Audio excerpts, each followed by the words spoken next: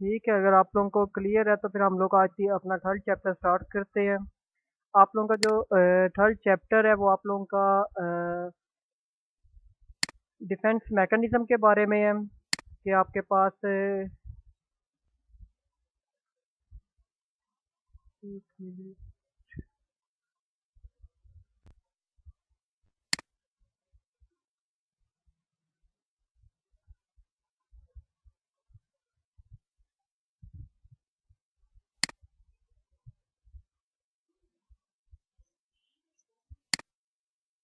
1 minute बस।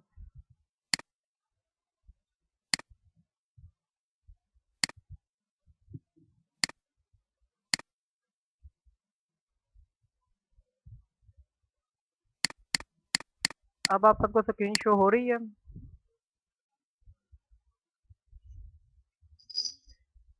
ठीक है।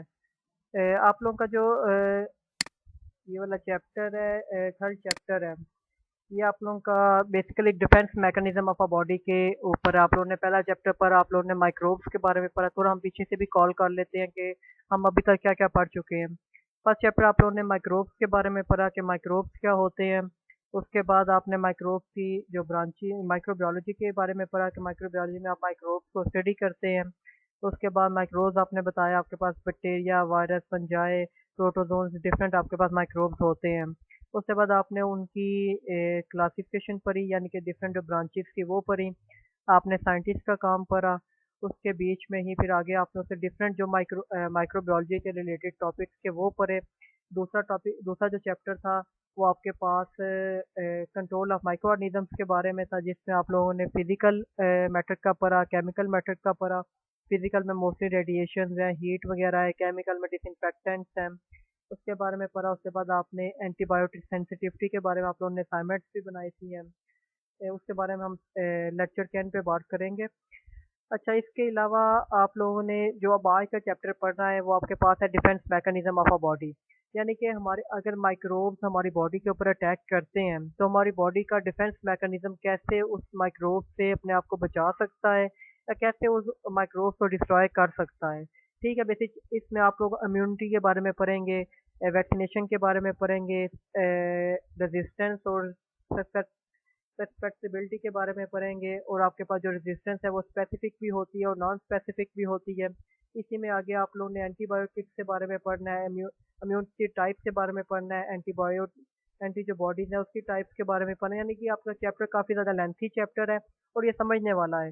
कोशिश करना है कि जो जो आपका लेक्चर साथ साथ होता जाता है, आप साथ साथ ही उसको जो है ना कवर करते जाओ है। अब इसमें हम लोग जो पहले आपके पास स्लाइड्स और ऑब्जेक्टिव की तरफ जाते हैं। अभी आपका चैप्टर दो मतलब के मैक्सिमम तीन हमने कोशिश करना है क्लासेस में तो कवर करें हैं। ठीक है, तो जो आज के टॉपिक के मेन आपके पास ऑब्जेक्टिव्स हैं वो क्या है कि आपने पहले बताना है कि रोल ऑफ गुड हेल्थ, यानी कि बंदा जिसकी जो हेल्थ है वो काफ़ी अच्छी है, तो उसका जब उस पे माइक्रोबियल अटैक होता है तो वो कैसे उससे कोप अप कर सकता है, यानी उससे बच सकता है। एक ये चीज़। दूसरी, रेजिस्टेंस क्या होती है, सस्पेसिबिलिटी क्या होती है। आवाज़ नहीं आ रही आप लोगों को?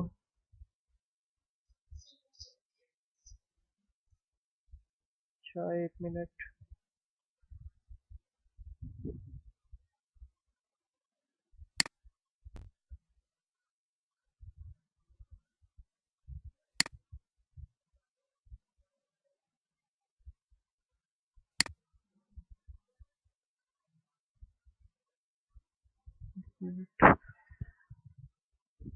अच्छा, इसमें जो आगे आप लोगों के पास चीज़ें हैं वो है नॉन स्पेसिफिक रेजिस्टेंस।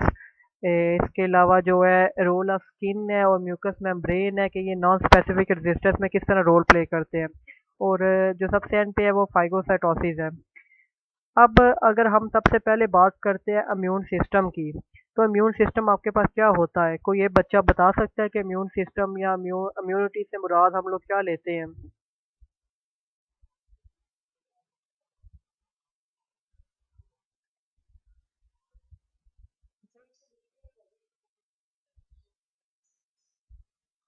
अच्छा, तो मुझे आप में से कोई ये बता सकता है कि इम्यूनिटी कितनी किस्म की होती है, यानी कि अगर हम बात बात करते हैं न्यूली बॉर्न बेबी है तो क्या उसके पास इम्यूनिटी होगी?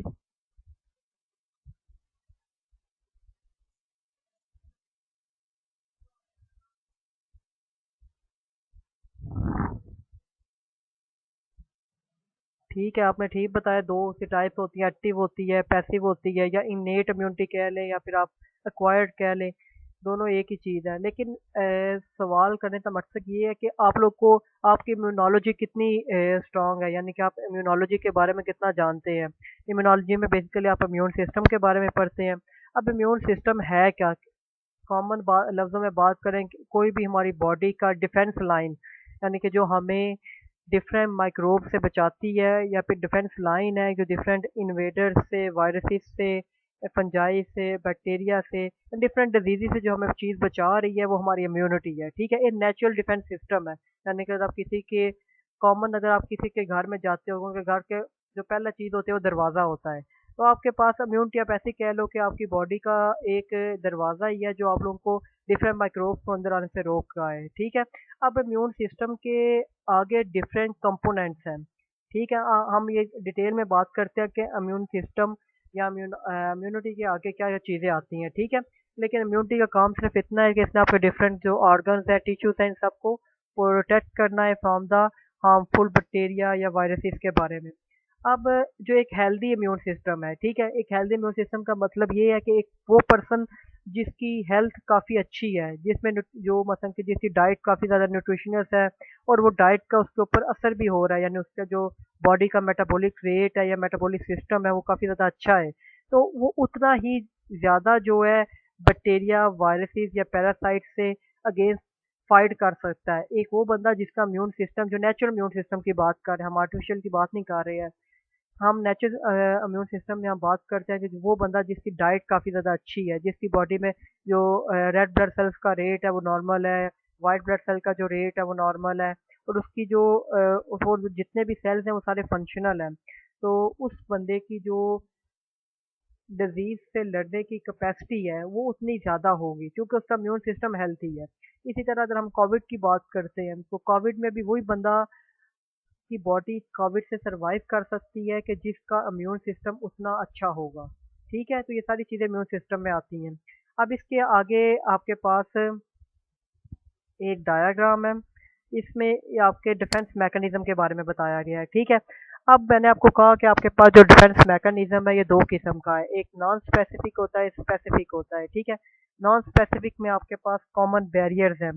कॉमन बैरियर से मुराद क्या चीज़ आती है कि आपके पास फिजिकल आपके पास स्किन आ सकती है, आपके केमिकल्स आ जाते हैं, ये भी हम डिटेल में पढ़ेंगे। कंप्लीमेंट में प्रोटीन्स है, फाइगोसाइटोसिस है। अब जब नेचुरल की बात करो और आर्टिफिशियल, दोनों चीज़ें आपकी जो है वो स्पेसिफिक में आती हैं। नेचुरल में क्या होता है, हमारी बॉडी में जो आपके पास लिम्फोसाइट सेल्स होते हैं वो दो किस्म के हैं।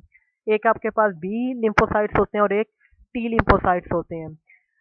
जो बी लिम्फोसाइट्स हैं इनका काम क्या है कि इन्होंने एंटीबॉडी की प्रोडक्शन करवानी है। ठीक है, और जो टी लिम्फोसाइट्स हैं इनका काम क्या है, इन्होंने साइकोटॉक्सिटी जो एक्टिविटी है वो परफॉर्म करनी है, यानी कि कोई भी माइक्रोब आपकी बॉडी में आ रहा है तो टी लिम्फोसाइट उन्हें उसको ख़त्म कर देंगे, यानी through the process of phagocytosis उसे वो किल कर देंगे, कहा कि वो जो एंटीजन है या जो फॉरेन पार्टिकल है वो आपकी बॉडी को डैमेज ना करे। या ठीक है, कोई ये कॉमन एक डिफेंस मैकेनिज्म होता है जो स्पेसिफिक और नॉन नॉन स्पेसिफिक आपकी बॉडी के ऊपर डिपेंड करता है।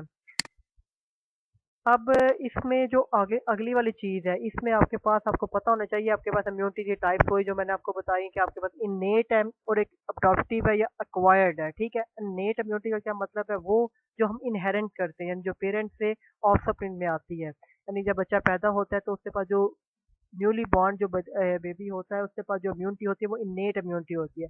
और इनेट इम्यूनिटी के कंपोनेंट कौन कौन से हैं, जैसे हमारी स्किन है या हमारे जो जीआई ट्रैक है, गैस्ट्रोइंटेस्टाइनल ट्रैक है, ये सारे आपके पास क्या है, इनेट इम्यूनिटी के कंपोनेंट्स हैं। अब इनेट इम्यूनिटी का जो मेन फीचर है वो क्या है कि जब भी कोई फॉरेन पार्टिकल बाहर से बॉडी में एंटर होता है तो सबसे पहले जो इम्यूनिटी एक्टिवेट होती है या इम्यूनिटी जो जो सेल एक्टिवेट होते हैं वो इनेट इम्यूनिटी के होते हैं। इसका जो रिस्पॉन्स है वो काफ़ी ज़्यादा क्विक होता है, ठीक है।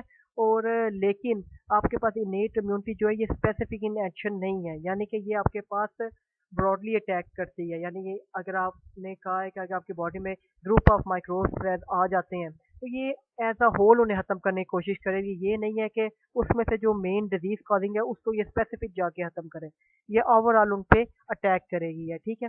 अब अक्वायर्ड की बात करते हैं तो अक्वायर्ड आपके पास कॉमनली कॉमनली जब हमारी बॉडी में कोई भी माइक्रोब्स आता है तो हमारी मतलब की जो हेल्थ है वो डिस्टॉर्ट होती है। यानी कि कहने का मतलब ये है कि आपके पास जो हेल्थ है आपकी वो डैमेज होती है। अब जब आपकी हेल्थ डैमेज हो रही है तो उससे अल्टीमेटली आपकी इम्यून सेल जो है वो एक्टिवेट हो रहे हैं। अब अडॉप्टिव इम्यूनिटी का काम ये है कि एक दफ़ा आपको ये बीमारी लगी यानी आपको फीवर हुआ है, आपकी जो बॉडी के अंदर जो एंटीबॉडीज बनी है उसने जो सेलेमनी टाइफा है जो टाइफस काज करता है उसको उसने डिस्ट्रॉय कर दिया, आपकी बॉडी बिल्कुल ठीक होगी। अब अडॉप्टिव इम्यूनिटी क्या करेगी, वो जो सेलेमनी टाइफाइड बैक्टीरिया है ना उसको ये रिमेंबर कर लेंगे, जो मेमोरी सेल्स होते हैं वो उसको याद कर लेते हैं ताकि अगर बाद में ये सेलेमनी टाइफाइड दोबारा अटैक करे तो इसको उतनी जल्दी ये कोप अप कर सकते। यानी कि अब उसको ओवरकम करने के लिए आपको ज़्यादा टाइम नहीं लगेगा क्योंकि आपके इम्यूनिटी सेल्स को पहले ही पता है कि इस सेल का स्ट्रक्चर क्या है, तो वो उसको जल्दी आपके पास डिस्ट्रॉय कर देगा और आप जल्दी जो हेल्थ की तरफ वापस आ जाएंगे। इसके बाद आगे आप लोगों के पास है इम्यून सिस्टम के जो की प्लेयर्स हैं, यानी कि जो मेन कंपोनेंट्स होते हैं जिनका रोल है इम्यूनिटी में, वो कौन कौन से हैं। अब इसमें जो आपके पास है सबसे पहले आपके पास जो इम्यूनिटी आपकी बॉडी में आती है डेवलप होती है वो किस वजह से होती है, वाइट ब्लड सेल्स की वजह से होती है, ठीक है। आप में से कोई बता सकता है हमारी बॉडी में जो सेल्स हैं, ये जो इम्यूनिटी हम बात करते हैं कितनी टाइप्स के होते हैं।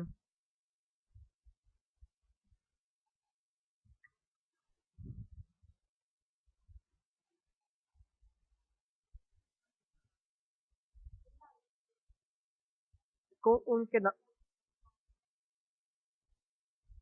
एक आप लोगों ने रेड ब्लड सेल्स का जिसको हम एरिथ्रोसाइट्स भी कहते हैं, वाइट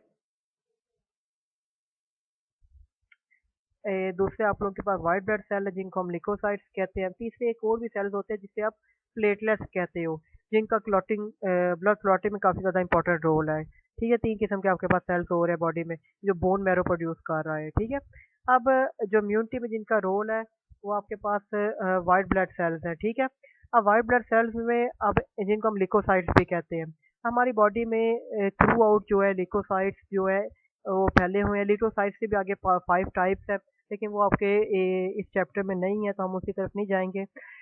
लिकोसाइट्स आपकी करते क्या है, जब भी आपकी बॉडी में कोई फॉरेन पार्टिकल आता है यानी एंटीजन आता है तो आपके पास जो कंप्लीट आपका जो एक सिस्टम एक्टिवेट होता है वो ये वाइट ब्लड सेल का एक्टिवेट सिस्टम होता है। और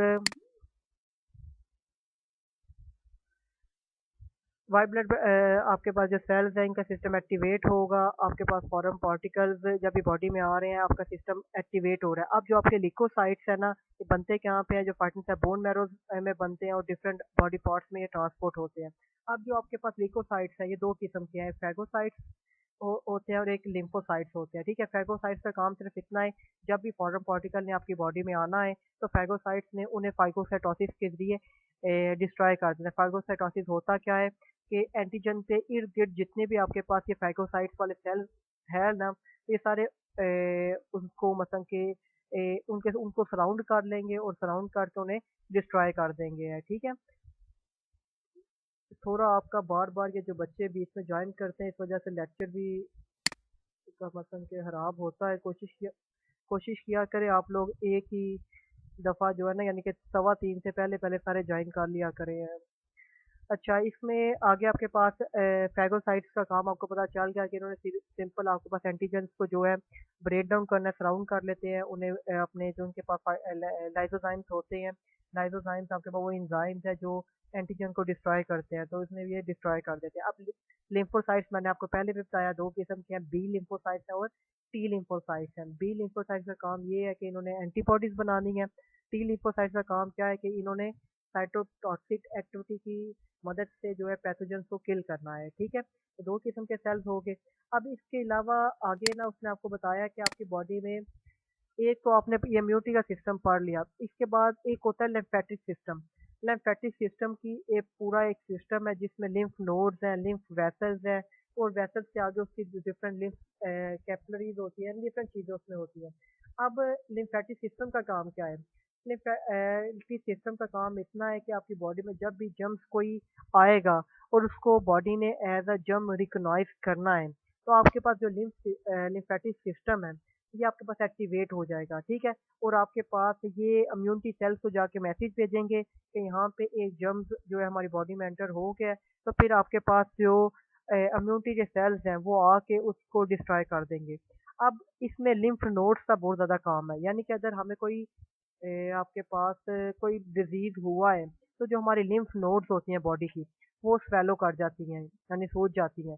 तो इससे डॉक्टर को पता चल जाता है कि अगर आपकी लिम्फ नोड्स जो हैं वो स्वेलो हैं, इसका मतलब है कोई माइक्रोबियल इन्फेक्शन हुआ है। ठीक है, तो ये भी एक काफ़ी ज़्यादा इंपॉर्टेंट रोल है for the diagnosis of infection, यानी कि बताने के लिए इन्फेक्शन है या नहीं है। ठीक है, इसके अलावा आगे आपके पास वही रेजिस्टेंस और ससेप्टेबिलिटी है। अब ससेप्टेबिलिटी क्या होती है कि आपके पास माइक्रोब जो है, यानी आपकी बॉडी में माइक्रोब आया, लेकिन वो माइक्रोब आपकी बॉडी में ग्रो नहीं कर रहा। क्यों? क्योंकि आपकी बॉडी में पहले ही एंटी माइक्रोबियल ड्रग्स प्रेजेंट है। ठीक है, यानी कि जैसे अब हम बात करते हैं, जैसे पोलियो वायरस की बात करते हैं, ये पोलियो के जो वो ड्रॉप्स लाए जाते हैं, वो यही आपके पास बेसिकली वो वैक्सीनेशन की ही टाइप है, यानी कि आप अपनी बॉडी को पहले ही तैयार कर रहे हैं पोलियो वायरस से लड़ने के लिए।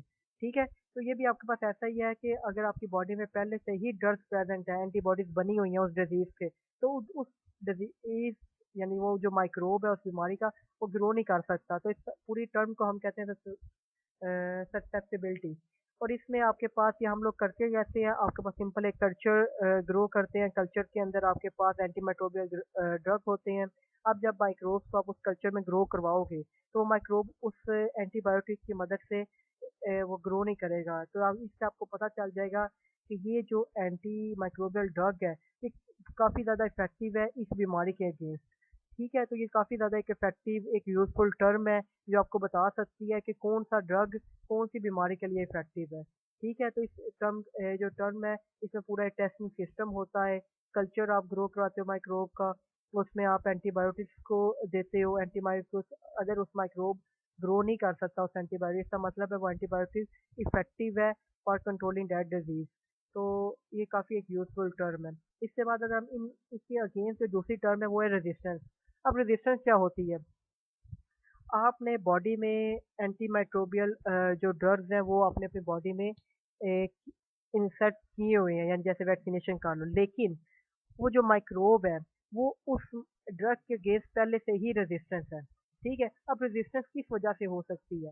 रेजिस्टेंस का मतलब है कि वो जो एंटीमाइक्रोबियल ड्रग है वो इफेक्टिव नहीं है इस वायरस या इस बैक्टीरिया को रोकने के लिए। ठीक है, अब इसमें जो आपकी रेजिस्टेंस आती है वो किस बेस पे आती है? एक तो जो माइक्रोब है वो म्यूटेशन की वजह से ज़्यादा स्ट्रांग हो गया है। ठीक है, यानी उसका जेनेटिक मेकअप चेंज हुआ और वो ज़्यादा स्ट्रांग हो गया अगेंस्ट दैट ड्रग।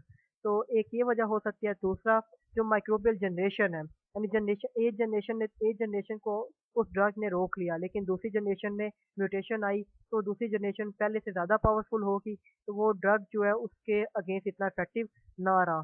ठीक है, ये है। उसके अलावा कि अगर आप रिपीटेडली एक ही मेडिसिन को एक ही माइक्रोब के अगेंस्ट यूज़ करते हो, तो तब भी माइक्रोब जो है वो रेजिस्टेंस हो जाते हैं अगेंस्ट दैट मेडिसिन।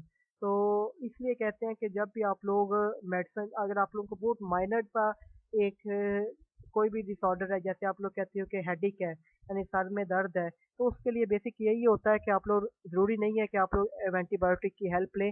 आप अपनी इम्यूनिटी को भी थोड़ा बहुत टाइम देना चाहिए, ताकि हमारी जो इम्यूनिटी है वो उस डिजीज़ के अगेंस्ट खुद ही मतलब कि कोप अप कर जाए। ये नहीं है कि आप लोगों ने मेडिसिन लाजमी, आप जैसे पैनाडोल है या फिर डिस्प्रिन है, डिफरेंट आपके पास एंटीबायोटिक्स हैं, तो ये आप लोग खाएं तो तब भी आप लोगों को आराम आएगा। अगर आप अपनी इम्यूनिटी को थोड़ा टाइम देते हैं तो वो भी उस डिजीज या उस जो माइनर सा आपके पास हेडेक है तो उससे वो कोप अप कर सकते हैं। ठीक है, तो रेजिस्टेंस इस वजह से भी आ सकती है कि आप रिपीटेडली जो है एक ही मेडिसिन के आदी हुए हुए हैं, तो उस वजह से आप जो माइक्रोब है वो रेजिस्टेंस हो सकता है अगेंस्ट दैट ड्रग। इसके अलावा ये दो टर्म्स आपने याद करनी है। इसके बाद जो अगली आपके पास है नॉन स्पेसिफिक रेजिस्टेंस। अब नॉन स्पेसिफिक जो रेजिस्टेंस है ना, हमारी बॉडी की जो डिफेंस लाइंस होती हैं वो 3 किस्म की होती हैं। ये हम लोग ने डिटेल में पढ़ना है, लेकिन यहाँ पे आपके पास जो सेकंड लाइन ऑफ डिफेंस की बात करते हैं क्योंकि वो नॉन स्पेसिफिक रेजिस्टेंस में आती है। अब नॉन स्पेसिफिक रेजिस्टेंस का मतलब ये है कि आपके पास स्पेसिफिक रेजिस्टेंस नहीं है, जैसे आपने पढ़ा कि वो स्पेसिफिक इन एक्शन नहीं है, यानी बेसिकली आपके इसमें कंपोनेंट्स आते हैं इननेट इम्यूनिटी के, जो स्पेसिफिक नहीं होते, जो ब्रॉडली अटैक करते हैं माइक्रोब्स के ऊपर। इसमें इन्होंने जनरलाइज वे में आपके पास जितने भी एंटीजन्स आते हैं उसको डिस्ट्रॉय करना होता है।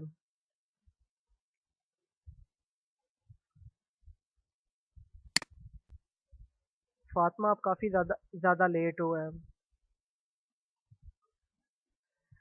आगे आप लोगों के पास जो सेकंड लाइन ऑफ डिफेंस की बात कर रहे थे, इसमें आपके पास नॉन स्पेसिफिक रेजिस्टेंस है।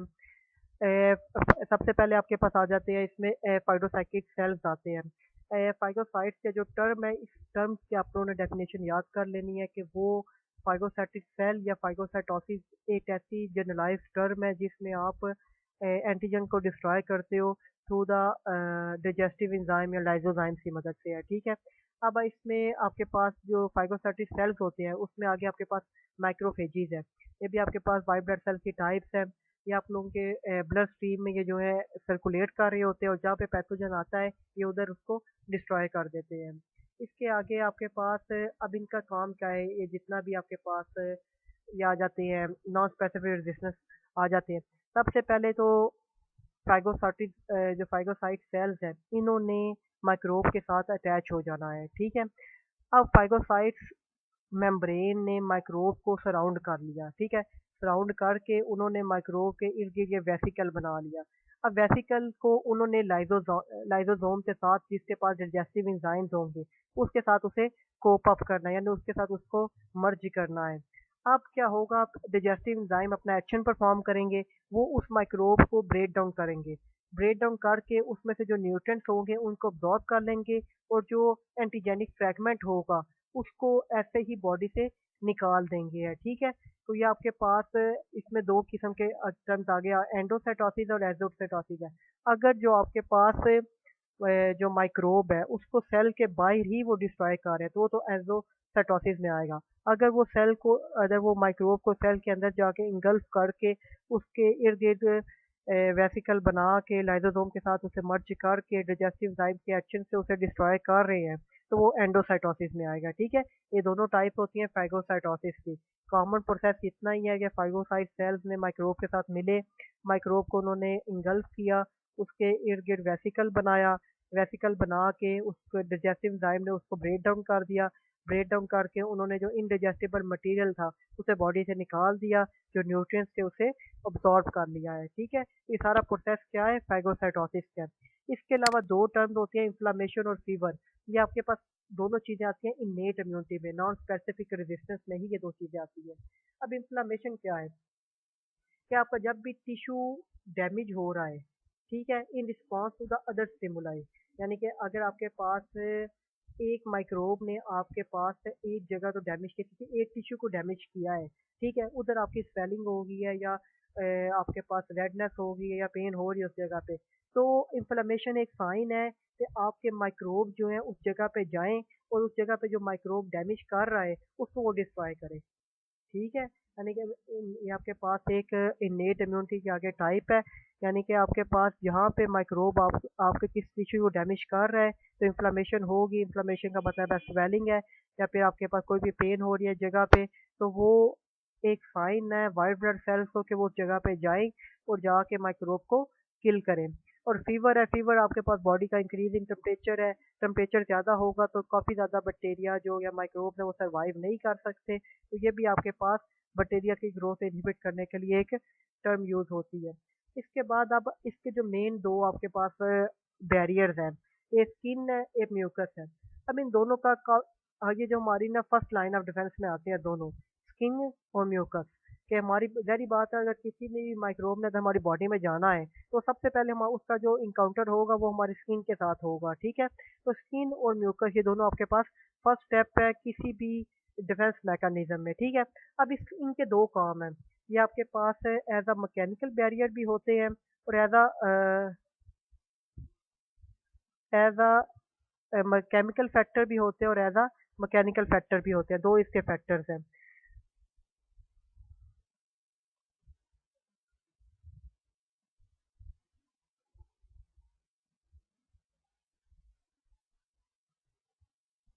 अच्छा, आपके पास दो फैक्टर्स मैंने आपको बताया, मैकेनिकल है और एक केमिकल फैक्टर है। अब मैकेनिकल फैक्टर्स में देखो कि स्किन और म्यूकस कैसे रोल प्ले करते हैं, इसी बार केमिकल फैक्टर में भी आपने देखना है कि स्किन और म्यूकस का क्या क्या रोल है। अब अगर हम मैकेनिकल फैक्टर्स में देखें, हमें पता है कि स्किन हमारी आउटर मोस्ट कवरिंग है, आउटर मोस्ट बाउंड्री है, जो किसी भी हमें डिजीज से या किसी भी इन्फेक्शन से बचाती है, ठीक है। अब हमारी बॉडी का जो 15% ड्राई वेट है वो स्किन का है, ठीक है। अब हमारी स्किन के दो पोर्शंस होते हैं, डर्मिस होती है और एपिडर्मिस होती है, ठीक है। जो आपके पास एपिडर्मिस है उसमें कॉमनली एपिथेलियल सेल की लेयर्स होती है। अब एपिथेलियल की लेयर का क्या काम है, जो अपर लेयर होती है वो आपके पास एपिडर्मिस की होती है। अब उसका काम क्या है कि आपके पास जितने भी इनर टिश्यूज हैं उनको इसने बचाना है, ठीक है। जब भी कट लगता है या मसलन के वाउंड्स जो आपके पास कट हो गया या बर्न्स हो गए, जितने भी हमारी स्किन होती है तो हमारी स्किन के जो अंडरलाइंग टिश्यूज हैं वो एक्सपोज हो जाते हैं, तब हमारी बॉडी को इन्फेक्शन ज़्यादा लगता है। अगर हमारी स्किन डैमेज ना हो किसी भी कट के ज़रिए में, तो तब आपके पास जो इंटरनल ऑर्गन है या इंटरनल आपके पास टिश्यूज है इन वो डैमेज होने से बच जाएंगे। लेकिन अगर आपके स्किन का जो बैरियर है वो खत्म हो जाता है तो आपको काफ़ी ज़्यादा दूसरी बीमारियां लगने के उससे ज़्यादा चांसेस जो है 50% ज़्यादा हो जाते हैं, ठीक है। एक ये चीज़ है। उसके बाद म्यूकस का क्या काम है। म्यूकस कहता है कि जैसे स्किन के पास आपके पास एक थिक लेयर होती है एपिथेलियल सेल की, म्यूकस के पास कोई भी थिक लेयर नहीं होती, लेकिन इसके पास एडिशनल फैक्टर है। जैसे अब वो कह रहा है कि हमारे पास जितने भी रिप्रोडक्टिव ट्रैक्ट है, रेस्पिरेटरी है, जीआई ट्रैक है, इन सब में म्यूकस प्रेजेंट है। म्यूकस का काम क्या है कि जो म्यूकस मेम्ब्रेन है इसे म्यूकस से क्रिएट करना है। म्यूकस है क्या, आपके पास एक मूविंग लिक्विड है। देखिए लिक्विड का काम क्या है कि आपके पास इसका काम क्या है कि इसमें आपके पास जितने भी इसके पास इसमें सॉल्ट्स होते हैं, ऑर्गेनिक मॉलिक्यूल्स होते हैं, लिकोसाइड्स होते हैं, और ये सारे करते क्या है कि आपके सेल को जो फॉरेन पार्टिकल है इसको डैमेज होने से बचाते हैं।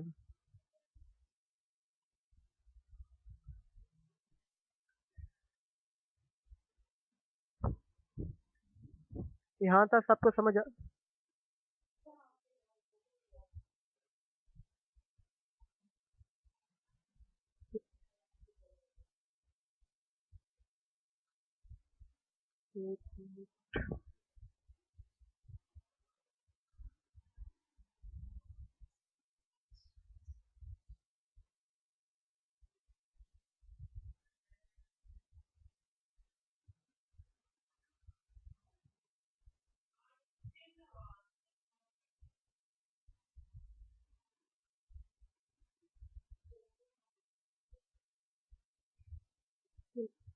मुझे अब सबकी आवाज़ आ रही है, लेकिन मैं फिर कनेक्टिव नेट तो देख लेता हूँ मैं दोबारा एक दफ़ा।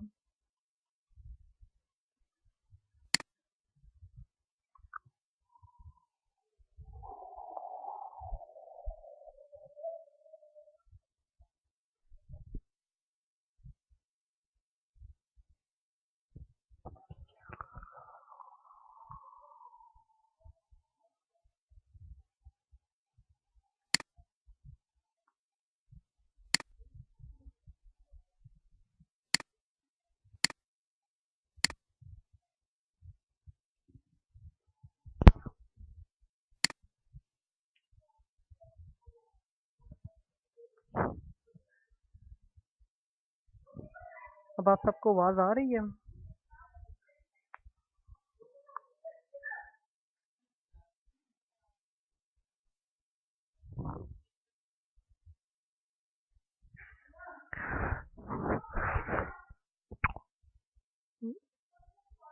हम ना यहाँ ये जो है स्किन और म्यूकस वाला है, इसको दोबारा से दफ़ा स्टार्ट कर लेते हैं। अच्छा, आप लोगों के पास अच्छा, मैंने आप लोगों को बताया कि आपके पास जो इन्नीट इम्यूनिटी के जो दो कंपोनेंट्स हैं, उसमें आपके पास एक सबसे पहले जो बैरियर होते हैं वो आपके पास स्किन है और म्यूकस मेम्ब्रेन है। ठीक है, दोनों का आपके पास काफ़ी ज़्यादा इंपॉर्टेंट रोल है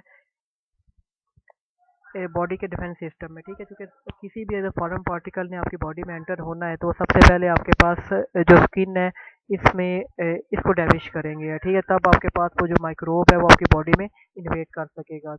अब जो स्किन और म्यूकस है इसके जो रोल है आपकी बॉडी में वो दो किस्म के हैं, एक मैकेनिकल है और एक आपके पास केमिकल फैक्टर्स है। ठीक है, अब मैकेनिकल की बात करें तो स्किन आपके पास आउटर मोस्ट कवरिंग है। 50% आपकी बॉडी का जो ड्राई वेट है वो स्किन ने कंप्राइज की है। स्किन आपके पास दो किस्म की इसमें आ जाते हैं, या दो पोर्शन है इसके, डर्मिस है और एपिडर्मिस है। अब एपिडर्मिस आपके पास आउटर थिक एक पैक ऑफ सेल्स है जिसे आप एपिथेलियल सेल्स कहते हैं। अब इनका काम क्या है कि इन्होंने आपके पास जितने भी इनर टिश्यूज हैं या इनर आपके पास जो इंटरनल ऑर्गन्स हैं उनको इनर बचाना है। जब भी कट या वाउंड लगता है या कोई बर्निंग की वजह से आपकी स्किन जो है वो उतरना शुरू होती है, उसमें क्या होता है कि अब आपकी बॉडी ज़्यादा एक्सपोज है टू द अदर इन्फेक्शंस, यानी कि आपके पास जितने भी डिफरेंट इन्फेक्शंस हैं उससे आपको उसके चांसेस आपकी बॉडी में 50% ज़्यादा हो गए हैं। तो ये आपके पास स्किन का एक कॉमन रोल है कि उसने कैसे माइक्रोब्स को रोकना है। अब म्यूकस की बात करें तो म्यूकस के पास जो आपके पास थिक सेल्स हैं या थिक लेयर पैड सेल्स हैं वो नहीं होते, लेकिन इसके पास जो एडिशनल फैक्टर्स हैं जो इसको डिफेंस प्रोवाइड करते हैं। उसमें क्या आता है कि हमारे म्यूकस का काम क्या है, इसने म्यूकस को सिक्रेट करना है। अब म्यूकस क्या है, आपके पास एक फ्रीली मूविंग लिक्विड है और लिक्विड जो है ये आपके पास है, इसमें डिफरेंट एंजाइम्स होते हैं, इनऑर्गेनिक साल्ट्स होते हैं और ये साल्ट्स या लिकोसाइड्स होते हैं। ये साल्ट और आपके पास जितने भी लिकोसाइड्स हैं ये सारे मिल के आपके पास जितना जो माइक्रोब आएगा उसको डिस्ट्रॉय करते हैं। ठीक है, तो म्यूकस का काम क्या है कि आपके पास जो फ्रीली मूविंग लिक्विड है जो बॉडी में फ्लो कर रहा है, रेस्पिरेटरी ट्रैक्ट में होता है, रिप्रोडक्टिव ट्रैक्ट में होता है, जीआई ट्रैक्ट में होता है, उधर म्यूकस से ट्रीट होती है और उधर जितने भी माइक्रोब्स होते हैं उनको ये डिस्ट्रॉय करते हैं। इसके बाद आगे आपके पास एक टर्म है लैक्रिमल अपरेटस। अब इसमें क्या होता है, ये जो अपरेटस है ये हमारी आईज में प्रेजेंट है। ठीक है, हमारी आई के जितने भी इंफेक्शन है उनके अगेंस्ट जो हमें डिफेंस प्रोवाइड कर रहा है वो ये वाला आपके पास अपरेटस है। ठीक है, इसमें आपके पास सबसे पहले चीज़ आती है टीयर्स आते हैं। टीयर्स का क्या काम है कि जब भी कंटिन्यूस जो वॉशिंग हमारी आई की होती है वो टीयर्स की मदद से होती है। ठीक है, यानी जितने भी ये जो आपके पास माइक्रोब अगर हमारी बॉडी आई के साथ उनका कांटेक्ट होता है, यानी डस्ट का जितने भी आपके पास ये डस्ट पार्टिकल्स आपकी आई के अंदर इन्वेट करते हैं तो उसमें जो लैक्रिमल ग्लैंड्स होते हैं वो एक्टिवेट होते हैं। आपकी जो आईज है इनमें जो है टीयर आते हैं और टीयर जो आपके पास वो माइक्रोब्स हैं उन्हें वॉश वे करते हैं, यानी आपकी आई की सरफेस को बचाते हैं इन माइक्रोब के अगेंस्ट।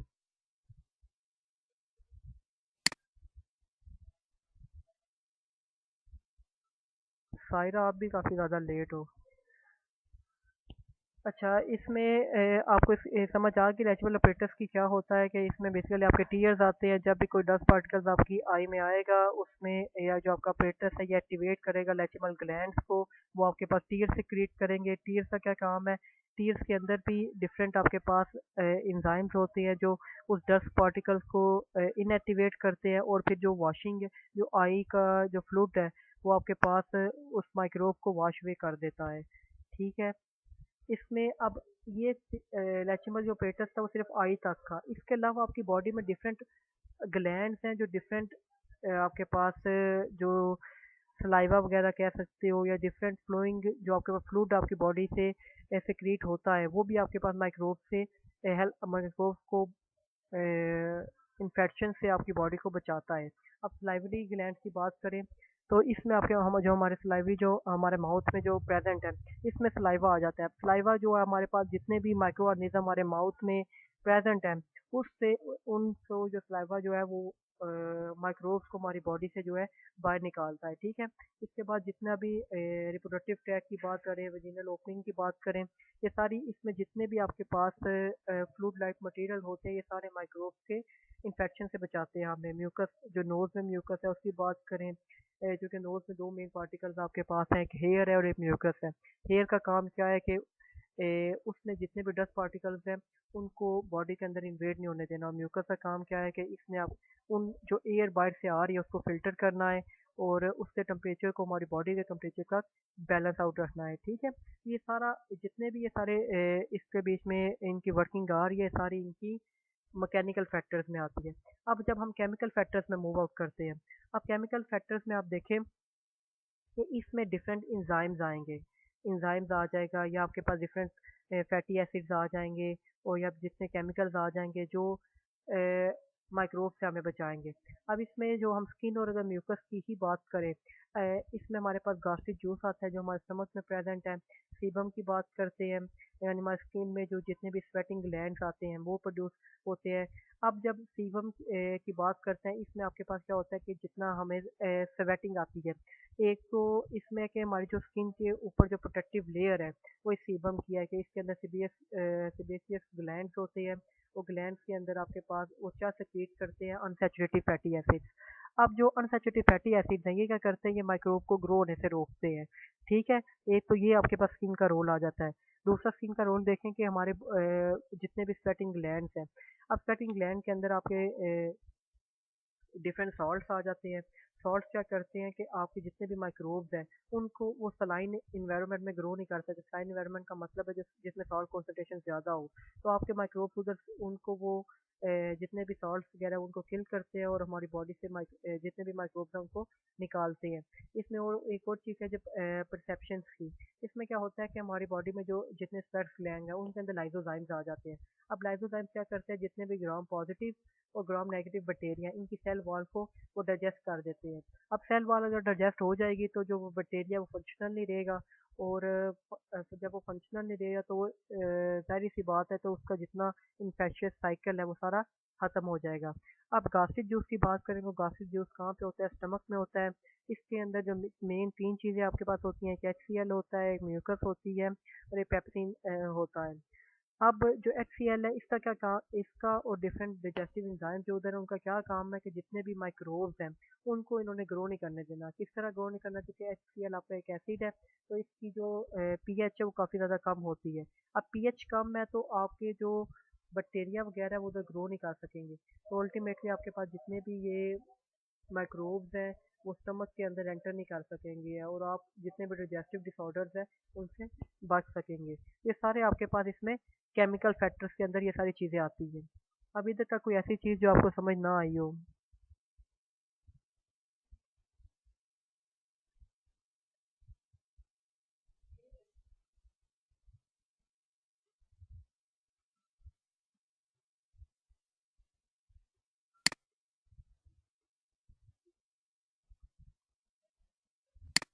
कोई ऐसा टॉपिक जो आवाज़ की वजह से आप लोगों को क्लियर नहीं है तो आप बता सकते हैं अभी के?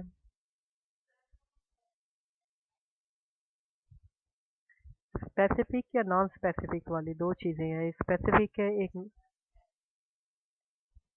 स्पेसिफिक। ये डायग्राम की बात तो नहीं, डायग्राम की बात कर रहे हैं?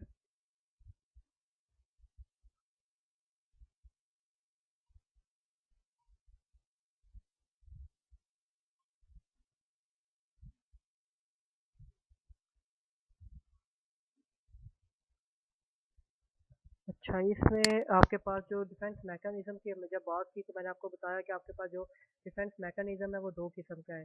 यानी कि आपके पास एक आपके पास स्पेसिफिक है, एक नॉन स्पेसिफिक है। स्पेसिफिक और नॉन स्पेसिफिक, एक मिनट।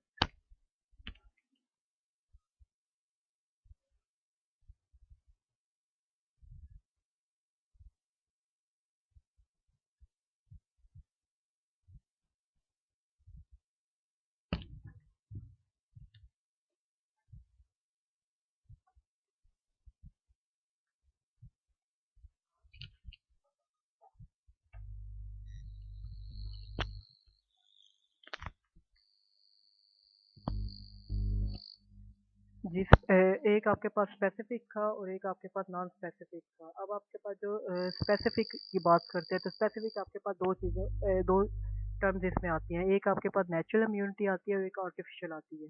अब नेचुरल इम्यूनिटी क्या है कि आपके बॉडी में जो दो सेल्स हैं, यानी कि जैसे लिम्फोसाइट्स के दो सेल्स हैं, बी लिम्फोसाइट्स है और टी लिम्फोसाइट्स हैं। तो उन यानी एंटी बॉडी मीडिएटेड आपके पास रिस्पॉन्स होता है जिसे हम ह्यूमरल रिस्पॉन्स कहते हैं, और एक आपके पास साइटोटॉक्सिक मीडिएटेड रिस्पॉन्स होता है, ठीक है। अब आपके पास ये दोनों जो चीज़ें हैं ना, ये आपकी नेचुरल में आएंगी है। अब आर्टिफिशियल की बात करते हैं, जैसे पैसिव इम्यूनिटी इन्होंने आपके बच्चे ने भी बताई थी कि पैसिव आपकी जो इम्यूनिटी है दो किस्म की है, नेट है और आपके पास दूसरी एक्टिव और पैसिव इम्यूनिटी की। आप आपके पास जो आर्टिफिशियल में आते हैं पैसिव, उसमें क्या होता है कि आप बाहर से एंटीबॉडी से जो बॉडी में इंजेक्ट करवा रहे हैं। अब अगर आप बाहर से एंटीबॉडी बॉडी बॉडी में इंजेक्ट करवा रहे हैं। एक मिनट।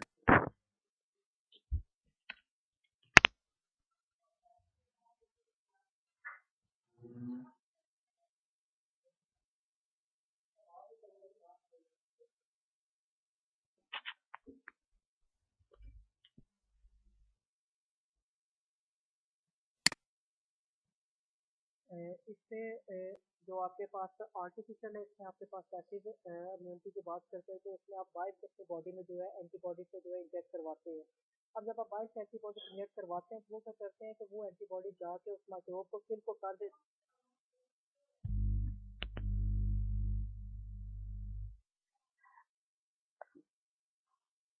मैं आपको आर्टिफिशियल यानी पैसिव इम्यूनिटी के बारे में बता रहा था कि जो आपके पास बाहर से जब आप एंटीबॉडीज को बॉडी में इंजेक्ट करवाते हैं, उससे क्या होता है कि आपके पास बाहर से एंटीबॉडी जब बॉडी में जाएंगी वो माइक्रोब को किल कर देंगी। और उनका दूसरा फंक्शन क्या होता है कि जब वो एंटीबॉडीज उस माइक्रोब को किल कर रही हैं तो आपके पास जो बी सेल्स से मेमोरी सेल्स होते हैं वो उस एंटीबॉडीज को याद कर लेते हैं। अब उन मेमोरी सेल्स ने उन एंटीबॉडीज को याद कर लिया, और जब फ्यूचर इन्फेक्शन होगा तो वो जो आपके पास बी सेल्स होंगे वो उतने ही यूजफुल होंगे उनको किल आउट करने में। ठीक है, तो ये आपके पास पैसिव इम्यूनिटी के टाइप आता है। इसमें ये होता है कि जब भी कोई पर्सन बाहर ट्रैवल करता है तो वो लोग क्या करते हैं कि अपने साथ इंजेक्शंस रखते हैं, यानी कि एक एंटीबायोटिक का इंजेक्शन हो जाता है या किसी भी स्नेक बाइट का या वो रेबीज का, यानी कि वो इंजेक्शन है जो वो अपने पास रखते हैं। वो आपके पास जो थ्रू द इंजेक्शन जो आपके पास होती है ये जो इम्यूनिटी, तो ये आपके पास आ जाती है पैसिव इम्यूनिटी में, ठीक है। और नॉन स्पेसिफिक में तो सिंपल आपके पास बैरियर्स आ जाते हैं, जैसे आपके पास स्किन है, गास्ट्रिक जूस है, प्लाज्मा प्रोटीन्स है, फैगोसाइटोसिस है, ये सारे आपके पास नॉन स्पेसिफिक में। स्पेसिफिक वो इम्यूनिटी होती है जो आपकी बॉडी के अंदर अगेंस्ट स्पेसिफिक एक्शन जाके परफॉर्म करते हैं।